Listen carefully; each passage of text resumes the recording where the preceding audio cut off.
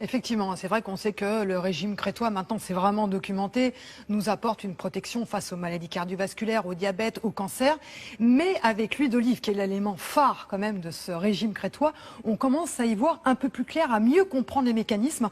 Grâce à une étude qui a été publiée dans une revue d'oncologie qui fait autorité, eh bien les scientifiques ont tout simplement mis in vitro des cellules cancéreuses du pancréas, du sein et de la prostate et sont aperçus qu'une molécule présente en quantité dans l'huile d'olive, une molécule de la famille des polyphénols, très antioxydante, et bien cette molécule était capable de s'attaquer aux cellules cancéreuses en laissant parfaitement intactes les cellules saines.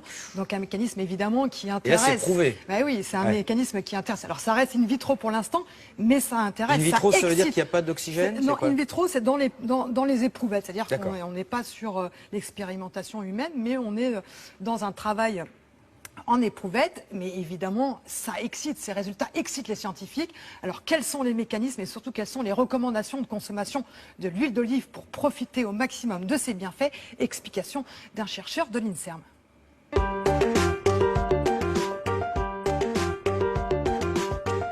Cette nouvelle étude réalisée aux États-Unis vient de montrer que lorsqu'on ajoute à des cellules cancéreuses un des polyphénols présents dans l'huile d'olive, cela conduit très rapidement à la mort des cellules. La deuxième information apportée par ce travail, c'est qu'ils ont mis en évidence quel était le mécanisme d'action de cette molécule, qui est connue pour être anti-inflammatoire, pour être un antioxydant. Et là, ils ont montré en fait que cette molécule bloque le cycle de développement de la cellule, et ce qui conduit à la mort des cellules. Et, très intéressant, cette molécule n'a aucun effet négatif, par contre, sur des cellules normales. On constate dans le bassin méditerranéen que la fréquence des cancers, en particulier du cancer du sein, de la prostate, de l'utérus, mais aussi du côlon, sont beaucoup plus faibles que dans d'autres pays. Donc on peut penser que l'alimentation joue un rôle très important. Et bien sûr, dans l'alimentation méditerranéenne, l'huile d'olive pourrait jouer un rôle central dans ces mécanismes protecteurs. L'intérêt de l'huile d'olive ne se limite pas au cancer, puisqu'on sait depuis très longtemps que les populations des pays méditerranéens ont beaucoup moins d'accidents cardiovasculaires que ceux des pays non méditerranéens. Et une étude très récente réalisée en Espagne, chez des gens à risque, vient de montrer qu'après 5 ans, on réduit de 30% le risque d'accident cardiovasculaire si on a une alimentation méditerranéenne enrichie chaque jour par 4 cuillères à soupe d'huile d'olive. En fait, les effets bénéfiques de l'huile d'olive ont été montrés avec de l'huile d'olive vierge extra, c'est-à-dire le jus de fruits. C'est cette huile-là qui est très riche en polyphénol et en antioxydants et qui a des effets très bénéfiques. Lorsqu'on raffine cette huile, on lui fait perdre une partie de ses propriétés. Donc les huiles, disons, de type industriel qui ne sont pas vierges extra sont de moins bonne qualité, moins riches et moins protectrices pour la santé.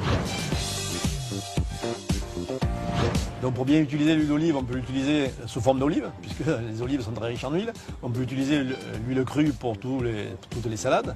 Et on peut l'utiliser cuite, puisque c'est une huile relativement stable. Mais comme toutes les autres huiles, il ne faut pas la chauffer trop fort, il ne faut pas dépasser 170 degrés pour ne pas altérer ses propriétés.